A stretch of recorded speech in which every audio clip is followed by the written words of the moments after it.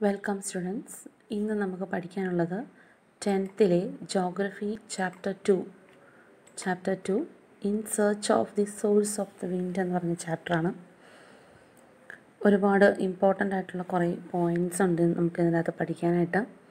അതായത് വിവിധ തരം കാറ്റുകൾ, അവയ്ക്കുള്ള കാരണങ്ങൾ, അവ സൃഷ്ടിക്കുന്ന ഫലങ്ങൾ തുടങ്ങിയ വസ്തുതയിലേക്കുള്ളൊരു അന്വേഷണമാണ് നമ്മുടെ ഈ പാഠമെന്ന് പറയുന്നത്. അതായത് ഒരു സമൂഹത്തിൻ്റെ ചരിത്രഗതിയെ തന്നെ മാറ്റിമറിച്ച കാറ്റുകളെക്കുറിച്ചും അവയുടെ സഹായത്തോടെ പായ്ക്കപ്പലിൽ കേരളത്തിൽ എത്തിച്ചേർന്ന വാസ്കോഡ ഗാമ എന്ന നാവികനെക്കുറിച്ചുമുള്ള ഒരു ചെറിയ വിവരണത്തോടു കൂടിയാണ് നമ്മുടെ ഈ ക്ലാസ് ആരംഭിക്കുന്നത് തന്നെ. ആദ്യമേ തന്നെ നമുക്ക് പറയാം, നമ്മുടെ അന്തരീക്ഷം എന്ന് പറയുന്നത് ചലനാത്മകമാണ്. അന്തരീക്ഷ വായുവാകട്ടെ നിരന്തരം സഞ്ചാരത്തിലുമാണ്. ഇതൊക്കെ നമുക്ക് ശ്രദ്ധിച്ചാൽ മനസ്സിലാവുന്ന കാര്യങ്ങളാണ്. In search of the source of the wind ശ്രദ്ധിക്കുക. 8th July 1497 Vasco da Gama started his voyage in 4 ships from the port of Lisbon with a crew of 170. It was the longest voyage ever attempted in search of a country. 1497 July 8 Lisbon തുറമുഖത്തു നിന്നും 4 പായ്ക്കപ്പലുകളായി 170 പേരടങ്ങുന്ന സംഘത്തെ നയിച്ചുകൊണ്ട് Vasco da Gama യാത്ര തിരിച്ചു. They reached the coast of Brazil and from there they travelled to southeast. The winds identified by Bartholomew Dias aided Gama and took them to the southern coast of Africa. However, Gama left the place due to the disputes with the local government. അതായത് ലിസ്ബണിൽ നിന്നും പുറപ്പെട്ട് ബ്രസീലിൻ്റെ തീരത്തെത്തി, തുടർന്ന് തെക്ക് കിഴക്കോട്ട്, പിന്നെ തുണയായത് തൻ്റെ മുൻഗാമിയായ Bartolomeu Diaz കണ്ടെത്തിയ കാറ്റുകളായിരുന്നു. അവ അദ്ദേഹത്തെ ആഫ്രിക്കയുടെ തെക്കേ തീരത്തെത്തിച്ചു. എന്നാൽ അവിടുത്തെ പ്രാദേശിക ഭരണകൂടവുമായുണ്ടായ എതിർപ്പിനെ തുടർന്ന് ഗാമ അവിടം വിട്ടു. പിന്നീട് he sailed past Mombasa and reached Malindi. On sighting Indian merchants there, he sought the help of a local navigator and set sail on 24th April 1498. With the help of the southwest monsoon winds, he reached Kapad near Kozhikode on 20th May after a voyage of 23 days. എന്നിട്ടും തുടർന്ന് അദ്ദേഹം വടക്കോട്ട് മൊംബാസയും കടന്ന് മലിന്ദിയിലെത്തി. മലിന്ദി തുറമുഖത്ത് Indian കച്ചവടക്കാരുടെ സാന്നിധ്യം ശ്രദ്ധിച്ച അദ്ദേഹം ഒരു പ്രാദേശിക നാവികൻ്റെ സഹായം തേടി.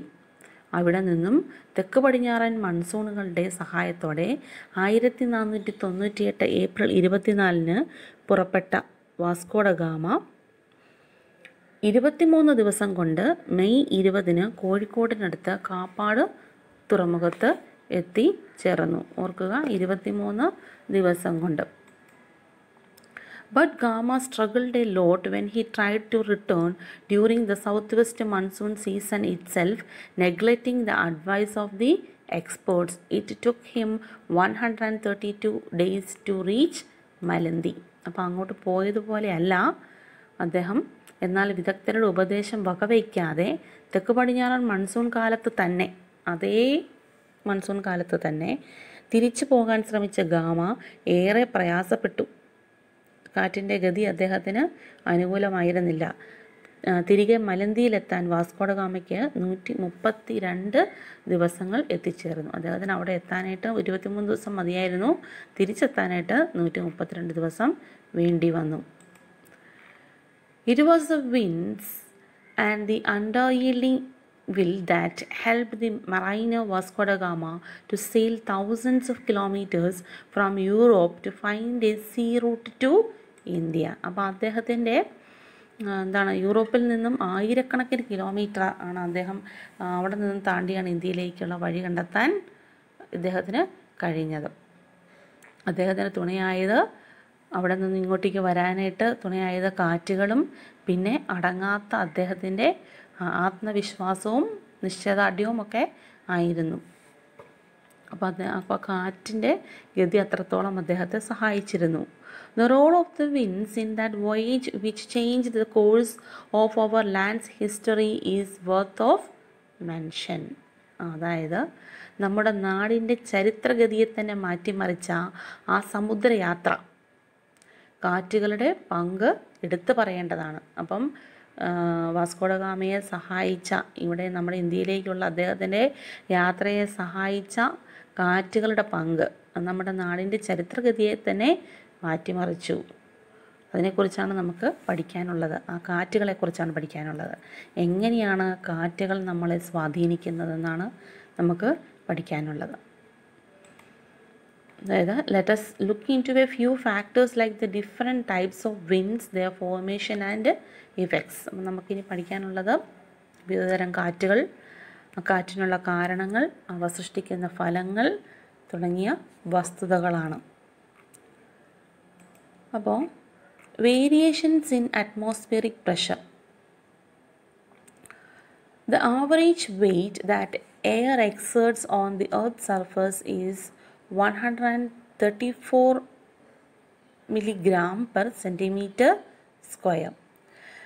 The atmospheric pressure is measured using an instrument called mercury barometer. It is recorded in units like millibar and hectopascal. The level of mercury at normal atmospheric pressure will be 76 centimeter. The atmospheric pressure at the point will be 113.2 millibar or 113.2 hectopascal. അപ്പോൾ എന്താണ് പറയുന്നതെന്ന് വെച്ചാൽ, നമ്മുടെ അന്തരീക്ഷ മർദ്ദത്തിലെ വ്യതിയാനങ്ങളെക്കുറിച്ചിട്ടാണ് പറയുന്നത്. അന്തരീക്ഷ മർദ്ദത്തിലെ വ്യതിയാനങ്ങൾ, variations in atmospheric pressure. അതായത് ചതുരശ്ര സെൻറ്റിമീറ്ററിന് 1034 മില്ലിഗ്രാം എന്ന തോതിലാണ് ഭൗമോപരിതലത്തിൽ വായു ചെലുത്തുന്ന ശരാശരി ഭാരം. ഭൗമോപരിതലത്തിൽ വായു ചെലുത്തുന്ന ശരാശരി ഭാരം എന്ന് പറയുന്നത് ചതുരശ്ര സെൻറ്റിമീറ്ററിന് 1034 മില്ലിഗ്രാമാണ്. രസബാരോമീറ്റർ എന്ന ഉപകരണം ഉപയോഗിച്ചാണ് നമ്മൾ അന്തരീക്ഷ മർദ്ദം അളക്കുന്നത്. 1 മാർക്കിൻ്റെ ക്വസ്റ്റ്യനാണ്, അന്തരീക്ഷ മർദ്ദം അളക്കാൻ ഉപയോഗിക്കുന്ന ഉപകരണം ഏതാണ്? രസബാരോമീറ്റർ.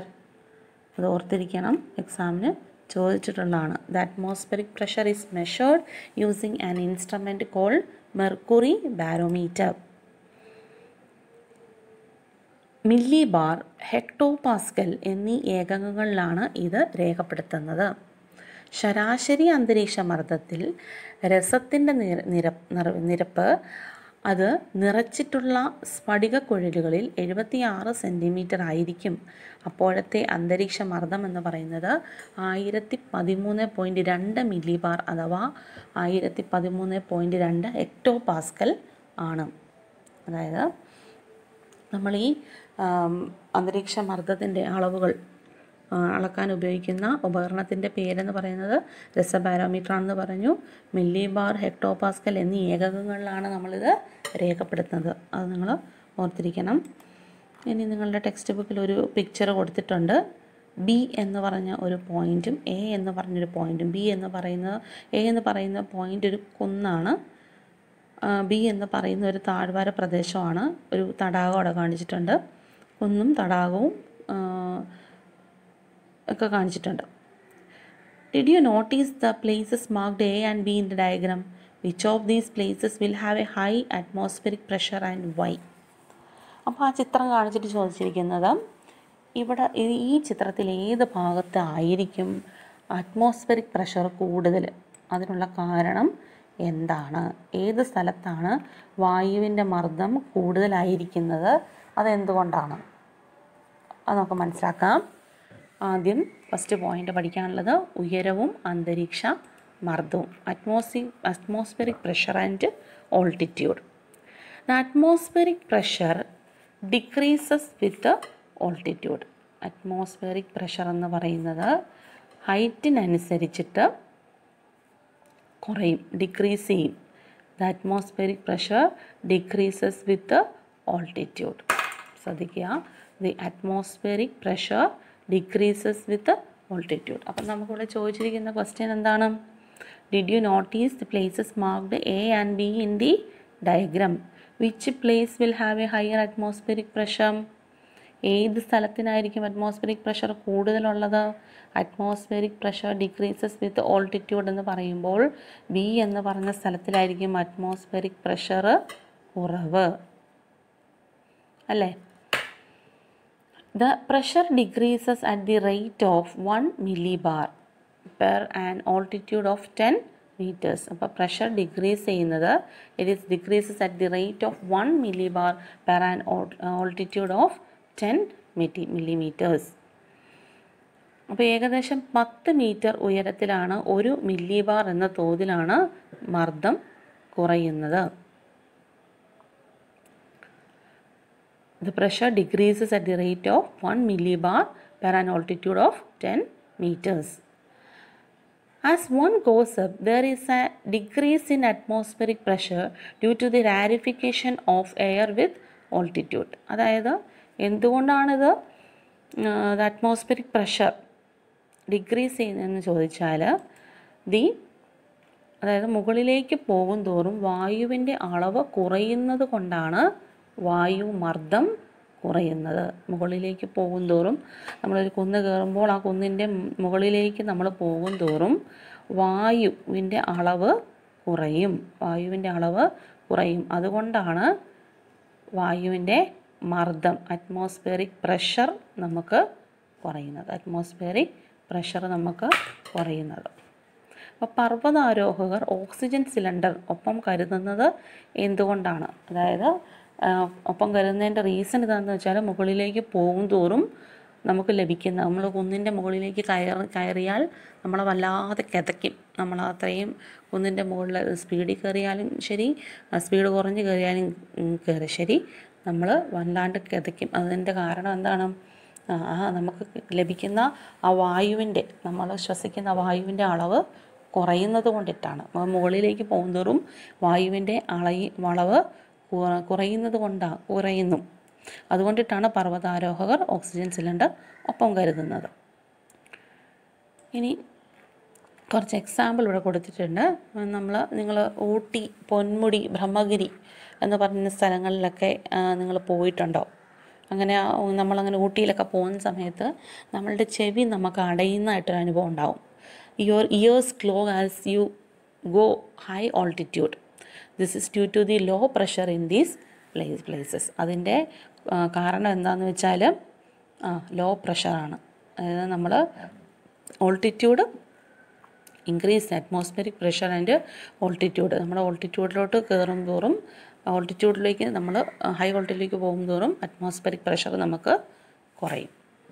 This is due to the low pressure in these places. The atmospheric pressure and the altitude are inversely proportional. അപ്പോൾ നമ്മൾ ഇത്രയും മനസ്സിലാക്കിയാൽ മതി. ഇപ്പം ഉയരം അന്തരീക്ഷ മർദ്ദം എന്ന് പറയുന്നത് വിപരീത അനുപാതത്തിലാണ്. എന്ന് വെച്ചാൽ as altitude increases, atmospheric pressure decreases. Inversely proportional ആണ്. രണ്ടും ഓപ്പോസിറ്റ് ആണ്. You would have understood now that altitude is an important factor influencing the atmospheric pressure. അപ്പം നമുക്കിപ്പോൾ മനസ്സിലായി. എന്താ മനസ്സിലായി? വായുമർദ്ദത്തെ സ്വാധീനിക്കുന്ന ഒരു പ്രധാന ഘടകമാണ് ഉയരം, പ്രദേശത്തിൻ്റെ ഉയരം എന്ന് നമുക്ക് മനസ്സിലായി. ഇനി ഉയരം മാത്രമാണോ? Apart from altitude, temperature and humidity also influences atmospheric pressure. ഇനി ഉയരം മാത്രമല്ല, അറ്റ്മോസ്ഫിയറിക് പ്രഷറിനെ ഇൻഫ്ലുവൻസ് ചെയ്യുന്ന മറ്റ് രണ്ട് കാരണങ്ങൾ കൂടിയുണ്ട്. Temperature and humidity. ഇനി നെക്സ്റ്റ് വൺ നമ്മളിപ്പോൾ പറഞ്ഞു. ഫസ്റ്റ് പോയിൻ്റ് എന്താ പറഞ്ഞേ? Atmospheric pressure and altitude. Atmospheric pressure and altitude are inversely proportional. Then temperature and atmospheric pressure. Like any other object, air expands when it gets heated. അത് മറ്റേത് വസ്തുവിനെ പോലെയും എന്താണ് വായു ചൂടാകും. അതായത് എല്ലാ വസ്തുക്കളെയും എന്ന പോലെ വായുവും ചൂടേൽക്കുമ്പോൾ വികസിക്കും. ശ്രദ്ധിക്കുക. Like any other object, air also expands when it gets heated.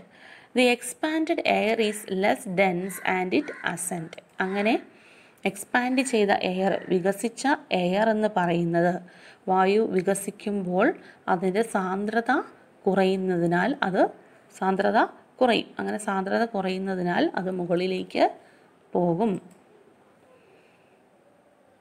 The expanded air is less dense and hence it ascends. This leads to the lowering of the atmospheric pressure. ഇത് atmospheric pressure കുറയാനായിട്ട് കാരണമാവും. The ascending air spreads to the sides and it starts cooling. On cooling, it becomes dense and descends. As a result, the atmospheric pressure increases.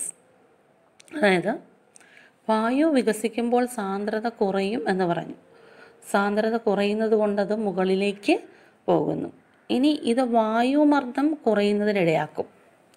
ഉയർന്നു പൊങ്ങുന്ന വായു വശങ്ങളിലേക്ക് നീങ്ങുന്നതോടൊപ്പം തണുക്കുകയും വായുവിന് സാന്ദ്രത കുറയുകയും ചെയ്യുന്നു. തണുത്ത് കഴിയുമ്പോൾ വായുവിന് സാന്ദ്രത കുറയുന്നു. ആ സമയത്ത് ഇത് വൻതോതിൽ വായു താഴ്ന്നിറങ്ങുന്നതിന് ഇടയാകും. അതിൻ്റെ ഫലമായി അന്തരീക്ഷമർദ്ദം കൂടുന്നു.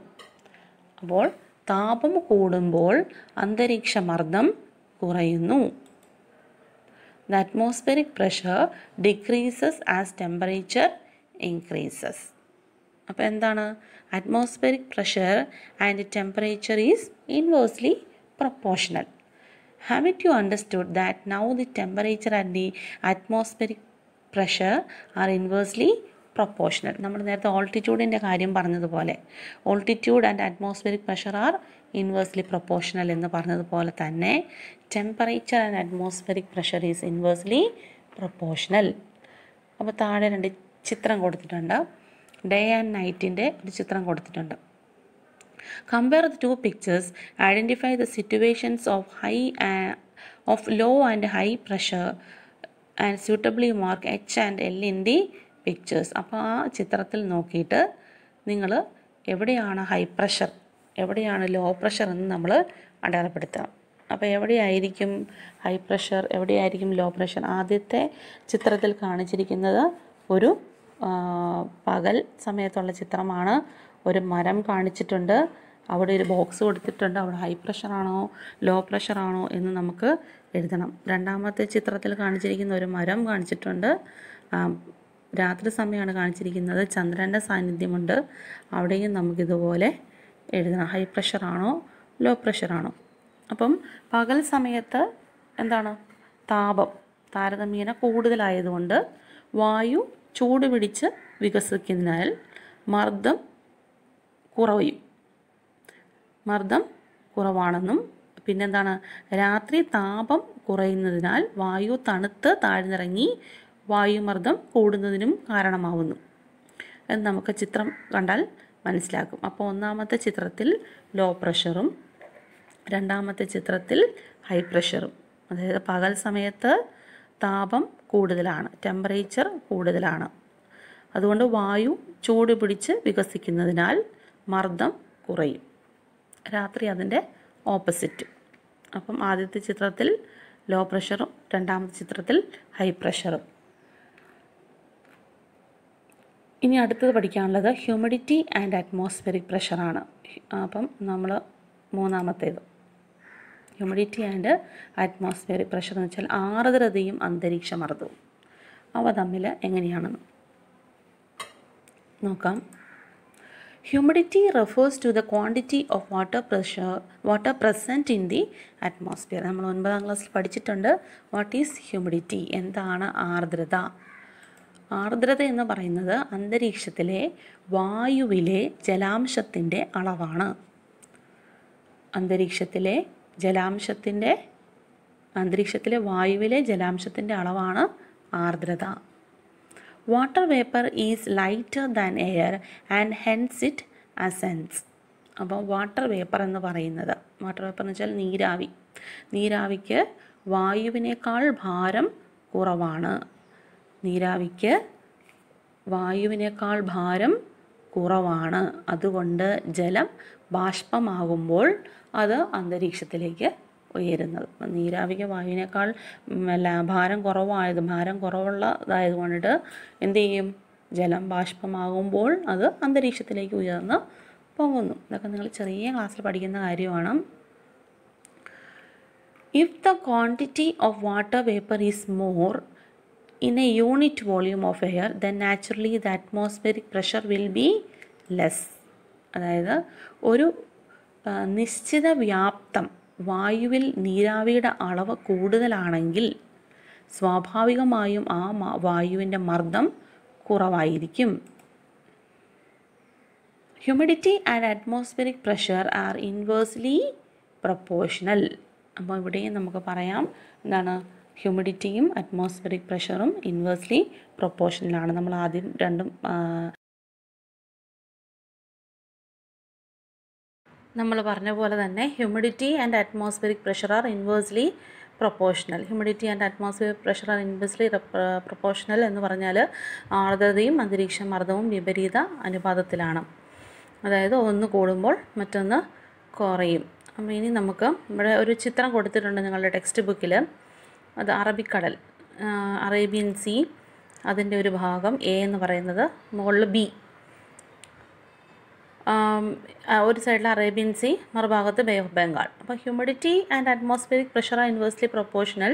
To places at the same elevation are marked as A and B in the figure 2.3. Which of these have low atmospheric pressure? Why?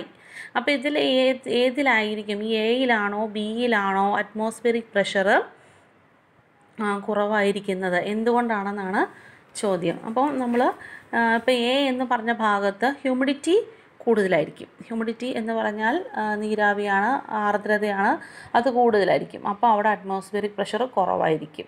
അപ്പോൾ സമുദ്ര സാമീപ്യം ഇല്ലാത്ത പ്രദേശത്ത് ബി, അവിടെ എന്ന് പറഞ്ഞാൽ ഹ്യൂമിഡിറ്റി കുറവായിരിക്കും, അതുകൊണ്ട് അറ്റ്മോസ്ഫിയറിക് പ്രഷർ കൂടുതലായിരിക്കും. അപ്പോൾ മനസ്സിലായല്ലോ, humidity and atmospheric pressure are inversely proportional. Hope you have understood the altitude, temperature and humidity explained in a region influence the atmospheric pressure. അപ്പോൾ നമ്മൾ പ്രതീക്ഷിക്കുകയാണ് എന്ത്? നിങ്ങൾക്ക് മനസ്സിലായെന്ന്. അതായത് അപ്പോൾ ഭൂപ്രദേശത്തിൻ്റെ ഉയരം, അന്തരീക്ഷത്തിലെ ആർദ്രത, അവിടെ അനുഭവപ്പെടുന്ന താപം എന്നിവ അന്തരീക്ഷ മർദ്ദത്തെ സ്വാധീനിക്കുന്നു. അതിനെക്കുറിച്ചിട്ടാണ് നമ്മൾ ഇത്രയും നേരം പറഞ്ഞത്. ഇനി ഈ മേൽപ്പറഞ്ഞ നമ്മൾ ഇത്രയും പറഞ്ഞ ഘടകങ്ങളിലെ ഏറ്റക്കുറച്ചിലുകൾക്കനുസൃതമായി അന്തരീക്ഷ മർദ്ദത്തിൽ വ്യത്യാസങ്ങൾ ഉണ്ടാവുന്നു. Variations in the atmospheric pressure occur in accordance with the variations of the above set factors. If the atmospheric pressure of an area is higher than that of the surrounding regions, it can be designated as high pressure. എന്താണ് high pressure എന്ന് പറയുന്നത്? അതായത് ചുറ്റുപാടിനെ അപേക്ഷിച്ച് ഒരു പ്രദേശത്ത് അന്തരീക്ഷ മർദ്ദം കൂടുതലാണെങ്കിൽ അതിനെ നമുക്ക് ഹൈ പ്രഷർ എന്ന് പറയാം. If the atmospheric pressure of an area, ഒരു പ്രദേശത്തെ അറ്റ്മോസ്ഫിയറിക് പ്രഷർ സറൗണ്ടിങ് റീജിയൻസിനെക്കാട്ടിലും കൂടുതലാണെങ്കിൽ നമുക്കതിനെ ഹൈ പ്രഷർ എന്ന് പറയാം. എച്ച് എന്നാണ് അടയാളപ്പെടുത്തുക. അപ്പം എന്തായിരിക്കും ലോ പ്രഷർ എന്ന് പറയുന്നത്? അപ്പോൾ ചുറ്റുപാടുമുള്ള പ്രദേശത്തെ അപേക്ഷിച്ച് ഒരു പ്രദേശത്ത് അന്തരീക്ഷ മർദ്ദം കുറവാണെങ്കിൽ നമുക്കതിനെ ലോ പ്രഷർ എന്ന് പറയാം. You have learned about the isotherms in the previous classes. നിങ്ങൾ ചെറിയ ക്ലാസ്സിലേക്ക് ഐസോതേംസ് എന്താണെന്ന് പഠിച്ചിട്ടുണ്ട് അല്ലേ? അതുപോലെ തന്നെയാണ് നമ്മുടെ ഐസോബാർ എന്ന് പറയുന്നത്. Isobars are the imaginary lines joining places having the same atmospheric pressure. What are isobars? എന്താണ് ഐസോബാർ എന്ന് നിങ്ങൾ പഠിച്ചിരിക്കണം. 1 മാർക്കിനൊക്കെ വരാം പറ്റുന്നൊരു ചോദ്യമാണ്. ഒരേ അന്തരീക്ഷ മർദ്ദമുള്ള സ്ഥലങ്ങളെ തമ്മിൽ ബന്ധിപ്പിച്ചുകൊണ്ട് വരയ്ക്കുന്ന സാങ്കല്പിക രേഖകളാണ്. അങ്ങനത്തെയുള്ള രേഖകളൊന്നും ഭൂമിയിലില്ല, അത് സാങ്കല്പിക രേഖയാണ്, ഇമാജിനറി ലൈൻസ് ആണ്. അതിനെയാണ് നമ്മളെന്ത് പറയുന്നത്? സമമർദ്ദ രേഖകൾ. ഒരേ അന്തരീക്ഷ മർദ്ദമുള്ള സ്ഥലങ്ങളെ തമ്മിൽ ബന്ധിപ്പിച്ച് വരയ്ക്കുന്ന സാങ്കല്പിക രേഖ.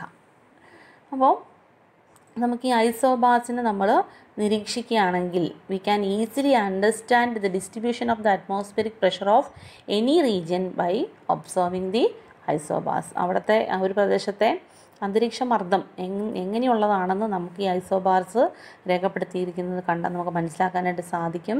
നിങ്ങൾ ടെക്സ്റ്റ് ബുക്കിൽ 2 പിക്ചേഴ്സ് കൊടുത്തിട്ടുണ്ട്. അതിൽ 720 HPa, 730 HPa, 740 HPa, 750 HPa എന്ന് പറഞ്ഞിട്ട് കാണിച്ചിട്ടുണ്ട്. ഹെക്ടോ പാസ്കൽ കാണിച്ചിട്ടുണ്ട്. You have learned observe the figure 2.4. It shows the distribution of the atmosphere pressure of a region in 2 different season. 2 വ്യത്യസ്ത സീസണുകളിൽ അറ്റ്മോസ്ഫിയറിക് പ്രഷർ എങ്ങനെയാണെന്ന് ഫിഗർ 2.4 കൊടുത്തിട്ടുണ്ട്. അപ്പം അതിൽ എ എന്ന് പറഞ്ഞിട്ടും ബി എന്ന് പറഞ്ഞിട്ടും ഒരു 2 പിക്ചേഴ്സ് അവിടെ കൊടുത്തിട്ടുണ്ട്. ഇനി haven't you realized that there can be seasonal variation in atmospheric pressure of the same region? എന്ന് വെച്ചാൽ അതായത് ഋതുവ്യത്യാസത്തിനനുസരിച്ച് ഒരേ പ്രദേശത്ത് തന്നെ അന്തരീക്ഷ മർദ്ദത്തിൽ വ്യത്യാസമുണ്ടാക്കാം എന്ന് മനസ്സിലായല്ലോ എന്നാണ് ഇനി നമുക്ക് പഠിക്കാനുള്ളത്. ആഗോള മർദ്ദ മേഖലകളാണ് global pressure belt. Global pressure belt എന്ന് പറഞ്ഞാൽ നിങ്ങൾക്ക് ഒരു മൊത്തം ഒരു ഇക്വറ്റോറിയൽ ലോ പ്രഷർ ബെൽറ്റ് എന്ന് വെച്ചാൽ ഇക്വേറ്ററിൻ്റെ ഭാഗത്ത് വരുന്ന 0 ഡിഗ്രിയിലുള്ളതും പിന്നെ subtropical high pressure belt on the either side northern hemisphere and southern ഹെമിസ്ഫിയറിൽ വരച്ചിരിക്കുന്നു 60 ഡിഗ്രിയിലാണ്. 0 to 30 ഡിഗ്രി അതാണ്. പിന്നെ സബ്പോളാർ ലോ പ്രഷർ ബെൽറ്റ് എന്ന് പറഞ്ഞാൽ on the either side subpolar low pressure belt 60 ഡിഗ്രിയിൽ. പോളാർ ഹൈ പ്രഷർ ബെൽറ്റ് എന്ന് പറയുന്നത് 90 degree north and 90 degree south. Studies have revealed that the atmospheric pressure is more or less the same between certain latitudes. Based on this, the earth is divided into different pressure belt. നിങ്ങളുടെ text ബുക്കിൽ ഒരു ചിത്രം കൊടുത്തിട്ടുണ്ട് global pressure ബെൽറ്റിൻ്റെ. എന്ന് പറയുന്നത് എന്താണെന്ന് വെച്ചാൽ ചില അക്ഷാംശങ്ങൾക്കിടയിൽ അന്തരീക്ഷ മർദ്ദം ഏറെക്കുറെ ഒരുപോലെയാണ്. ചില അക്ഷാംശങ്ങൾക്കിടയിൽ ചില ലാറ്റിറ്റ്യൂഡ്സിനിടയിൽ അന്തരീക്ഷ മർദ്ദം എന്ന് പറയുന്നത് ഏറെക്കുറെ ഒരുപോലെയാണ്. അതിൻ്റെ അടിസ്ഥാനത്തിൽ ഭൗമോപരിതലത്തെ വിവിധ മർദ്ദ മേഖലകളായി തരംതിരിച്ചിരിക്കുന്നു. അതാണ് മധ്യരേഖ ന്യൂനമർദ്ദ മേഖല, ഉപോഷ്ണ ഉച്ചമർദ്ദ മേഖല, ഉപദ്രവീയ ന്യൂനമർദ്ദ മേഖല, ധ്രുവീയ ഉച്ചമർദ്ദ മേഖല. ഭൂമിയിലെ വിവിധ മർദ്ദ മേഖലകൾ ഏതൊക്കെയാണെന്ന് നമുക്കിപ്പോൾ കണ്ടപ്പോൾ മനസ്സിലായല്ലോ. ഈ ആഗോള മർദ്ദ മേഖലകൾ ഇവയെ നമ്മൾ പറയുന്ന പേരാണ് ആഗോള മർദ്ദ മേഖലകൾ അല്ലെങ്കിൽ ഗ്ലോബൽ പ്രഷർ ബെൽറ്റ്. ഇനി നമുക്ക് ഓരോ പ്രഷർ ബെൽറ്റിനെയും കുറിച്ചാണ് പഠിക്കാനുള്ളത്. ഫസ്റ്റ് വൺ എന്ന് പറയുന്നത് ഇക്വറ്റോറിയൽ ലോ പ്രഷർ ബെൽറ്റ്. അതായത് ഇക്വറ്റോറിയൽ ലോ പ്രഷർ ബെൽറ്റ് എന്ന് പറഞ്ഞാൽ മലയാളത്തിൽ മധ്യരേഖ ന്യൂനമർദ്ദ മേഖല എന്നാണ് അതിന് പറയുന്നത്. Equatorial low pressure belt. This is the zone where the sun's rays falls vertically throughout the year. അപ്പോൾ ഇക്വറ്റോറിയൽ ലോ പ്രഷർ ഏരിയ എന്ന് പറഞ്ഞ പ്രദേശത്ത് സൂര്യരശ്മികൾ ലംബമായി പതിക്കുന്നു എന്ന് വെച്ചാൽ വർഷം മുഴുവൻ സൂര്യരശ്മികൾ ലംബമായി പതിക്കുന്ന പ്രദേശമാണ് ഇക്വറ്റോറിയൽ ലോ പ്രഷർ ബെൽറ്റ് എന്ന് പറയുന്ന മേഖല. Hence the temperature will be high in this zone through out all the year. അപ്പം ആ ലംബമായി പതിക്കുന്നത് കൊണ്ട് തന്നെ എപ്പോഴും അവിടെ ചൂട് കൂടുതലായിരിക്കും. The air expands due to the sun's heat and rises upon a massive scale. അതുകൊണ്ട് തന്നെ ഈ മേഖലയിലുടനീളം എന്ന് വെച്ചാൽ സൂര്യൻ്റെ ചൂടേറ്റ് വായു വികസിക്കുകയും വൻതോതിൽ ഉയരുകയും ചെയ്യുന്നു. സൂര്യൻ്റെ ചൂടേറ്റ് അവിടുത്തെ വായു എക്സ്പാൻഡ് ചെയ്യുകയും വൻതോതിൽ അത് ഉയരുകയും ചെയ്യുന്നു. അങ്ങനെ ഈ മേഖലയിലുടനീളം ന്യൂനമർദ്ദം അനുഭവപ്പെടാൻ കാരണമാകുന്നു കേട്ടോ. ന്യൂനമർദ്ദം അനുഭവപ്പെടാൻ അപ്പോൾ ലോ പ്രഷറാണ് അവിടെ ഉണ്ടാകുന്നത്. The air expands due to the sun's heat and rises upon a massive scale. This is the reason for the low pressure experience throughout this zone. അപ്പോൾ ഇക്വറ്റോറിയൽ ലോ പ്രഷർ ബെൽറ്റിൽ low pressure ആവാനായിട്ടുള്ള കാരണം എന്താണെന്ന് വെച്ചാൽ air expand ചെയ്യുന്നു. സൂര്യൻ്റെ ചൂട് കാരണം വളരെയധികം നല്ലൊരു മാസീവ് സ്കെയിലിൽ എക്സ്പാൻഡ് ചെയ്യുന്നു. That is the reason for the low pressure here. The equatorial low pressure belt is situated between 5 degree north and south latitudes. അപ്പോൾ 5 ഡിഗ്രി നോർത്തും സൗത്തും ലാറ്റിറ്റ്യൂഡ്സിൻ്റെ ഇടയിലാണ് ഇക്വറ്റോറിയൽ ലോ പ്രഷർ ബെൽറ്റ് എന്ന് കിടക്കുന്നത്. As the air in the zone ascends on a large scale, winds are very feeble here. This pressure belt is also known as doldrum, meaning the zone with no winds. The region was a nightmare for the ancient mariners. എന്താണെന്ന് വെച്ചാൽ അപ്പോൾ നമ്മൾ 5 degree മധ്യരേഖയ്ക്ക് 5 degree തെക്ക് മുതൽ 5 degree വടക്ക് വരെ അക്ഷാംശങ്ങൾക്കിടയിലാണ് നമ്മുടെ equatorial low pressure belt എന്ന് പറഞ്ഞു. അതായത് വായു വൻതോതിൽ മുകളിലേക്ക് ഉയർന്നു പോകുന്നു എന്നതുകൊണ്ട് തന്നെ ഇവിടെ കാറ്റുകൾ തീരെ ദുർബലമാണ്, കാറ്റ് തീരെ കുറവായിരിക്കും. അപ്പോൾ കാറ്റുകൾ ഇല്ലാത്തത് കൊണ്ടാണ് ഇതിനെ നിർവാത മേഖല അല്ലെങ്കിൽ ഡോൾഡ്രം എന്ന് പറയുന്നത്. അതായത് പണ്ട് പായ്ക്കപ്പലുകളിൽ സഞ്ചരിച്ചിരുന്ന യാത്രികൾ ഒക്കെ ഇവിടെ പേടി സ്വപ്നമായിരുന്നു. കാരണം എന്താണെന്ന് വെച്ചാൽ കാറ്റുണ്ടെങ്കിൽ പായ്ക്കപ്പൽ നീങ്ങാനായിട്ട് സാധിക്കുകയുള്ളൂ. അതിനെ നമ്മൾ ഹോഴ്സ് ലാറ്റിറ്റ്യൂഡ് എന്നും പറയുന്നതെന്ന് വെച്ചാൽ കാരണം എന്താണെന്ന് വെച്ചാൽ യൂറോപ്പിൽ നിന്ന് അമേരിക്കയിലേക്ക് പോയി വരുന്ന പഴയകാല ചരക്ക് കപ്പലുകളിലെ ഒരു പ്രധാന കയറ്റുമതി ഇനമായിരുന്നു മുന്തിയ ഇനം കുതിരകൾ അവിടെ നിന്ന് കൊണ്ടുവരികയായിരുന്നു. ഉപോഷ്ണ ഉച്ചമർദ്ദ മേഖലയിൽ കാറ്റുകൾ ആയതിനാൽ പായ്ക്കപ്പലുകൾക്ക് സുഗമമായി സഞ്ചരിക്കാനാവാത്ത സാഹചര്യം ഉണ്ടായിരുന്നു. അപ്പോൾ കപ്പലിൻ്റെ ഭാരം കുറച്ചാൽ സഞ്ചാരം എളുപ്പമാകുമെന്ന് മനസ്സിലാക്കുന്നത് കൊണ്ട് എന്തു ചെയ്യും, ഈ കുതിരകളിൽ പലതിനെയും കടലിൽ അവർ ഉപേക്ഷിച്ച് കളയും. അങ്ങനെ ഉപോഷ്ണ ഉച്ചമർദ്ദ മേഖലയ്ക്ക് എന്ത് പേര് വന്നു, കുതിര അക്ഷാംശം അല്ലെങ്കിൽ ഹോഴ്സ് ലാറ്റിറ്റ്യൂഡ് എന്ന പേര് വന്നു. അപ്പം അത് നമുക്ക് മനസ്സിലായി. ഇനി നമുക്ക് അടുത്ത് മനസ്സിലാക്കാനുള്ളത് subtropical high pressure belt. അപ്പം ഫസ്റ്റ് ഇക്വറ്റോറിയൽ ലോ പ്രഷർ ബെൽറ്റാണ്. ഇനി അടുത്ത നമുക്ക് സബ് ട്രോപ്പിക്കൽ ഹൈ പ്രഷർ ബെൽറ്റാണ്. സബ് ട്രോപ്പിക്കൽ ഹൈ പ്രഷർ ബെൽറ്റിൻ്റെ പ്രത്യേകത എന്താണ്? മധ്യരേഖാ പ്രദേശത്ത് നിന്നും ചൂട് പിടിച്ച് ഉയരുന്ന വായു ക്രമേണ തണുത്ത ഭ്രമണത്തിൻ്റെ സ്വാധീനത്താൽ ഉപോഷ്ണ മേഖലയിൽ എത്തുമ്പോഴത്തേക്കും തണുക്കുന്നു അല്ലെങ്കിൽ താഴുന്നു. അപ്പോൾ എന്താണെന്ന് വെച്ചാൽ the hot air ascending from the equatorial low pressure belt cools gradually and subsides at the subtropical zone due to the rotation of the earth. അപ്പോൾ hope you now understood the reason for the occurrence of high pressure of this zone. അതുകൊണ്ട് അവിടെ എന്തായിരിക്കും, high pressure ആയിരിക്കും, subtropical high pressure belt. Then next one subpolar low pressure belt. അപ്പോൾ നമ്മുടെ 2.5 പിക്ചറിൽ നമുക്ക് കാണാൻ സാധിക്കും subpolar low pressure belt. Subpolar low pressure belt എന്ന് പറയുന്നത് as the zone is close to the pole, അതായത് നമ്മൾ ധ്രുവീയ മേഖലയിലോട്ട് അടുത്താണ് ഈ സോൺ കിടക്കുന്നത്. Subpolar the air is cold here, അവിടുത്തെ വായു തണുത്തായിരിക്കും. Though the cold air remains close to the earth, the air is thrown away due to the rotation of the earth. അപ്പോൾ എന്താ സംഭവിക്കുന്നത് വെച്ചാൽ പോൾസിൻ്റെ അടുത്ത് കിടക്കുന്നത് കൊണ്ട് അവിടെ എപ്പോഴും എന്തായിരിക്കും, തണുപ്പായിരിക്കുമെന്ന് നമ്മൾ പറഞ്ഞു. അപ്പോൾ തണുത്ത വായു ഭൂമിയോട് ചേർന്ന് നിലകൊള്ളുമെങ്കിലും ഭൂമിയുടെ ഭ്രമണം മൂലം ഈ വായു ശക്തമായി ചുഴറ്റി എറിയപ്പെടുന്നു. അപ്പോൾ ഇത് കാരണം ഉപദ്രവീയ മേഖലയിലുടനീളം എന്തായിരിക്കും, ലോ പ്രഷർ ആയിരിക്കും, ന്യൂനമർദ്ദം ആയിരിക്കും അവിടെ. Then next one, polar high pressure belt. This zone experiences severe cold throughout the year. Polar regions എന്ന് പറയുമ്പോൾ നമുക്കറിയാം പോൾസിൽ എന്തായിരിക്കും, അവിടെ മഞ്ഞ് പിടിച്ച് കിടക്കുന്ന പ്രദേശമാണല്ലേ, അവിടെ എപ്പോഴും എന്തായിരിക്കും, നല്ല തണുപ്പായിരിക്കും. As A result the air remains chilled under the extreme cold that prevails over the poles and this contributes to a steady high pressure here. അപ്പോൾ എന്താ സംഭവിക്കുകയെന്ന് വെച്ചാൽ അവിടെ നമ്മുടെ ധ്രുവീയ ഉച്ചമർദ്ദ മേഖല, അതായത് വർഷം മുഴുവൻ അവിടെ കൊടും തണുപ്പായിരിക്കും. ധ്രുവങ്ങളിലെ അതികഠിനമായ തണുപ്പിൽ അവിടുത്തെ വായു തണുക്കുന്നതിനാൽ ഈ മേഖലയിൽ സദാ ഉച്ചമർദ്ദം അല്ലെങ്കിൽ ഹൈ പ്രഷർ ആയിരിക്കും. അപ്പം നമുക്ക് ഇനി ടെക്സ്റ്റ് ബുക്കിൽ ധ്രുവീയ ഉച്ചമർദ്ദ മേഖലകൾ ഏതേത് അക്ഷാംശങ്ങളിലാണെന്ന് നമുക്ക് കണ്ടെത്താനുണ്ട്. വിവിധ മർദ്ദ മേഖലകൾ, അവയുടെ അക്ഷാംശീയ വ്യാപ്തി അത് കാണാനുള്ള പട്ടിക ടേബിൾ അവിടെ കൊടുത്തിട്ടുണ്ട് കേട്ടോ. Pressure belt, latitudinal extent. അപ്പോൾ ഫസ്റ്റ് വൺ എന്ന് പറയുന്നത്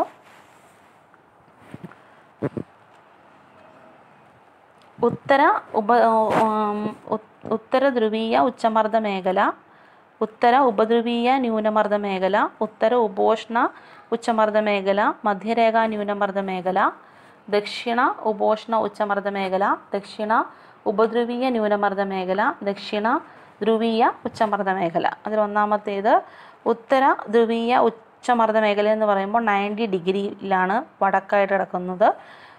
ഉത്തര ഉപദ്രവീയ ന്യൂനമർദ്ദ മേഖല എന്ന് പറയുന്നത് 60 ഡിഗ്രിയാണ്. ഉത്തര ഉപോഷ്ണ ഉച്ചമർദ്ദ മേഖല 30 ഡിഗ്രി. മധ്യരേഖ ന്യൂനമർദ്ദ മേഖല എന്ന് വെച്ചാൽ ഇക്വറ്റോറിയൽ ലോ പ്രഷർ ബെൽറ്റ് എന്ന് പറയുന്നത് 0 ഡിഗ്രിയാണ്. ദെൻ ദക്ഷിണ ഉപോഷ്ണ ഉച്ചമർദ്ദ മേഖല, ദക്ഷിണമെന്ന് വെച്ചാൽ sub tropical high pressure belt താഴത്തെ എന്ന് വെച്ചാൽ നോർത്ത് സൗത്തിൻ്റെ 30 ഡിഗ്രി. പിന്നെ അത് തന്നെ സൗത്തിൽ കിടക്കുന്നത് ദക്ഷിണ ഉപധ്രുവീയ ന്യൂനമർദ്ദ മേഖല 60 ഡിഗ്രി, ദക്ഷിണ ധ്രുവീയ ഉച്ചമർദ്ദ മേഖല 90 ഡിഗ്രി. അതായത് സൗത്തിലും വെസ്റ്റിലുമായിട്ട് നോർത്തിലും സൗത്തിലുമായിട്ട് കിടക്കുന്ന ഭാഗങ്ങളാണ് പറയുന്നത്. ഇപ്പം നോർത്ത് 90 ഡിഗ്രി നോർത്തിലും 90 ഡിഗ്രി സൗത്തിലും, നടുക്ക് ഇക്വറ്റോറിയൽ ലോ പ്രഷർ ബെൽറ്റ്, പിന്നെ subtropical high pressure belt നോർത്തിൽ ഒരെണ്ണം 30 degree, subtropical high pressure belt സൗത്തിൽ ഒരെണ്ണം 30 ഡിഗ്രി. പിന്നെ അതുപോലെ തന്നെ subpolar low pressure belt നോർത്തിൽ ഒരെണ്ണം, പിന്നെ subpolar low pressure belt സൗത്തിൽ ഒരെണ്ണം 60 degree. Then polar high pressure belt നോർത്തിൽ 90 degree, polar high pressure belt സൗത്തിൽ 90 ഡിഗ്രി. അങ്ങനെയാണ് നമ്മൾ എഴുതേണ്ടത്. മലയാളത്തിലും ഇംഗ്ലീഷിലും പറഞ്ഞത് വ്യത്യാസം മാത്രമേ ഉള്ളൂ. കാര്യങ്ങൾ ഒട്ടും കോംപ്ലിക്കേറ്റഡ് അല്ല. ചിത്രം നോക്കുമ്പോൾ നിങ്ങൾക്ക് മനസ്സിലാകും. മലയാളം മീഡിയം കുട്ടികളും കൂടെ കേൾക്കുകയാണെങ്കിൽ മനസ്സിലായിക്കോട്ടെ എന്നോർത്താണ് അങ്ങനെ പറഞ്ഞത്. Thank you all of U.